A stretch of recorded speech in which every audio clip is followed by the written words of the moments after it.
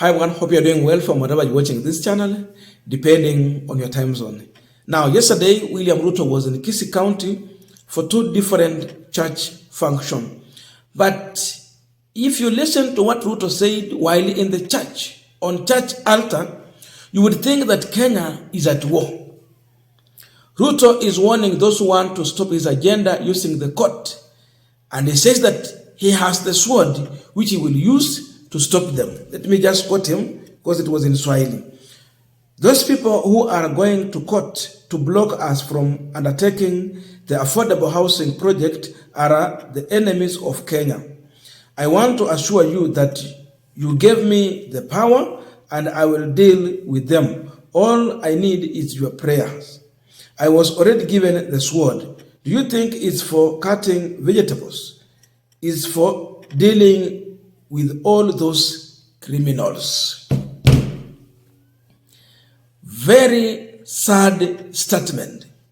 I know Raila Odinga has responded to him, but first of all, listen to William Ruto.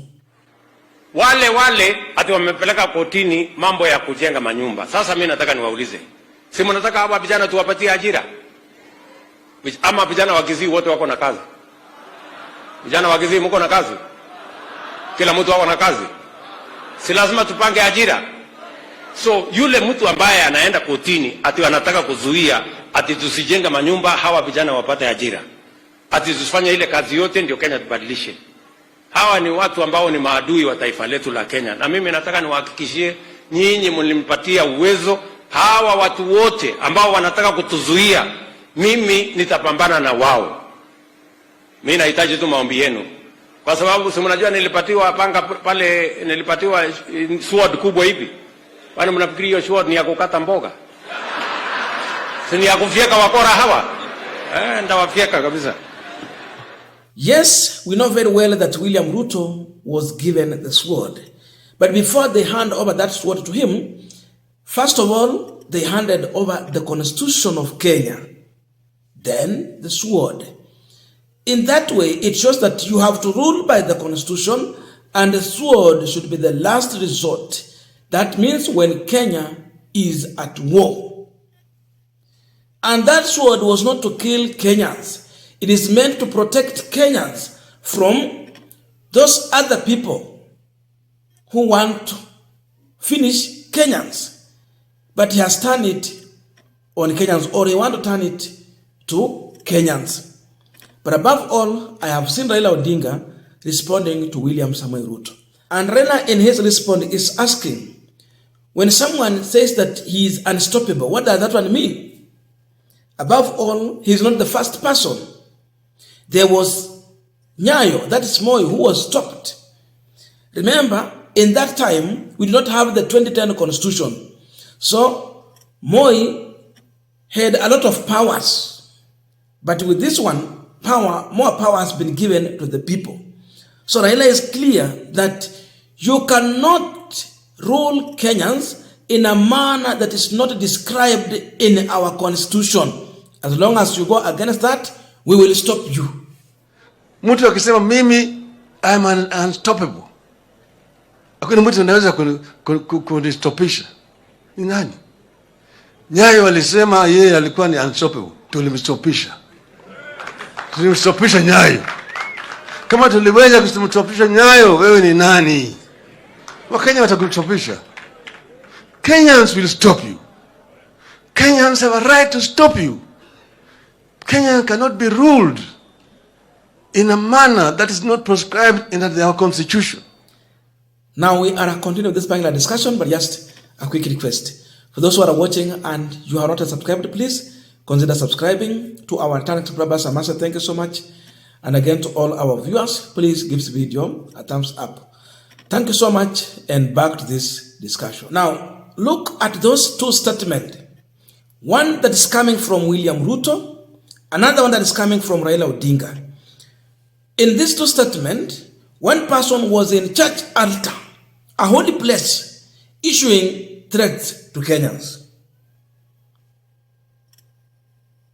Another statement is another person who had attended the burial function, a burial service. Sasa mmoja kwa matanga, mwingine ako kanisani. Yule wa kanisani anashurutisha Wakenya vile atawaua, lakini yule ako kwa matanga anasimama na Wakenya kumkana yule ambaye anataka kuua Wakenya. Who should be our president? Who is a leader between these two? And you can see those who claim to be Christians, those who claim to be holy, those who claim to be God sent, those who claim to be the candidate from the church, what they are doing. So Ruto, as a Christian, he should know this, or he should read Matthew 26 verses 52. It's very clear that for all that they take the sword shall perish by sword. That's the truth. So I look in this statement, then I ask myself, is William Ruto telling Kenyans that he is a killer president? Or how should we interpret his statement? Is he telling us that he is a killer president? Because as a leader, when you issue a statement, we will interpret it in our way of understanding. So that is my understanding. That is my conclusion. According to his statement, he has confirmed live on camera in church, a holy place, that he is a killer president. Hiyo sio maneno yangu. That is my understanding from William Ruto's statement. Mlinipea sword, haikuwa ya kata mboga. Na hajatuambia ni ya kuchinja nyama ya watu kukula. It means ni ya kumaliza watu. Lakini ajue sword ilikuwa ya kumaliza maadui wa Wakenya. Na sio ya kumaliza Wakenya. But he want to turn the sword to Kenyans. Ataongoza nchi gani? Kwa nini? Hili swali sasa Ruto ajibu. Why is it that if he was given sword to rule by sword, that sword did not stop blackout at JKIA and across the country? Si yako na sword. Lakini blackout imekuwa every month tunakuwa nayo. Countrywide. Every month tunakuwa nayo. And JKIA has been affected in all those blackout we have had. Kwa nini? Ile sword yenye ameamua ndio anatumia haijasimamisha blackout. Now JKIA has become an embarrassment. The world is laughing at us. We have become a laughing stock. This is now the leader you have. His statement is terrorizing Kenyans, to humiliate you, to intimidate. Then I ask myself another question. What is the big problem when someone feels that what you are doing is against the law and he goes to the court to seek for justice? If you know you are right, why can't you go in the court and fight from the court, convince the judge if you are within the law? This alone confirms to you that William Ruto is a man who is not going to follow the law. He will not respect our constitution, and he has no any interest in a ruling by the constitution. So this warning is not only to the people he's talking about, those who took the case to the court. It is a warning to lawyers, it is a warning to the judges. That you judges, when you make this ruling, that is not in my favor, whether I'm within the law or not, I will come for you, and I'm coming with a sword. That is what Kenyans can interpret from that statement. Hayo si maneno yangu. That is now the interpretation. So, who are these people Ruto is referring to as enemies of Kenya or criminals? Because now sword you use for criminals. Just simple question. Do criminals go to the court to look for justice in the court? I don't think so. If we have criminals, they will not be in the court looking for justice. These are just Kenyans who feel that what you want to do is not right.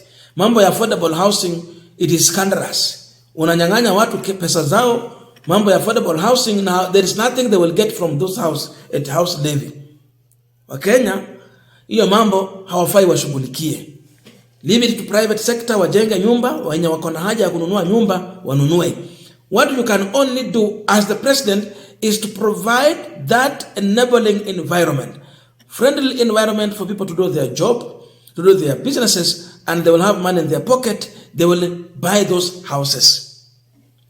Lakini wewe umetengeneza ile environment ya kufanyia biashara imekuwa mbaya. Sasa nani atanunua hizo nyumba? The working environment is unfriendly. So we'll buy those houses. Mashamba inakuja kuwa grabbed from county government. They just give free. They gain nothing. And you hand over that title deed to a private developer who end up selling the end product so much expensive. Yet he was given free land. He was given house levy from Kenyans. But no any gain. That's why people are in court. The issue of health care. Now you are forcing it on our throat. Uhuru had piloted free health care, and he had done it for a trial in several counties. Kulikuwa Kisumu, one of the counties in Mount Kenya, Lower Eastern. Why are you not going with that one? Now you are forcing Kenyans to pay. Hata wale wenye wana uwezo wa kulipa wameambiwa uweze enda hospitali ukatibiwe kama una NHIF. So he's saying that whoever who is stopping him is against Kenyans and he should be dealt with. Hey, unaona kiburi nyingi katika statement ya William Ruto. Ajira ya mjengo. Mjengo imekuwekwa wakati wa Uhuru Kenyatta. Lakini hakusukuma Wakenya kufanya mambo kama haya. Na hakushurutisha Wakenya kutumia kisu ama ile rungu naongelea. There was those jobs. But it's like you just came with those jobs. Hazikukua. Na tujaona hata nyumba moja yenye Ruto amejenga. Zile nyumba ziko sasa zimejengwa na Mheshimiwa Uhuru Kenyatta. Na hakushurutisha Wakenya kupitia kwa njia yenye Ruto anatumia kwa saa hizi. So Raila is very clear that you are not the first president. We have had other presidents. We will stop you.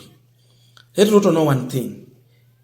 When you resort to using the sword, you know there is two ways Kenyans can make a decision on who should lead them. Number one is through the ballot. Number two, they can also remove you through mass action.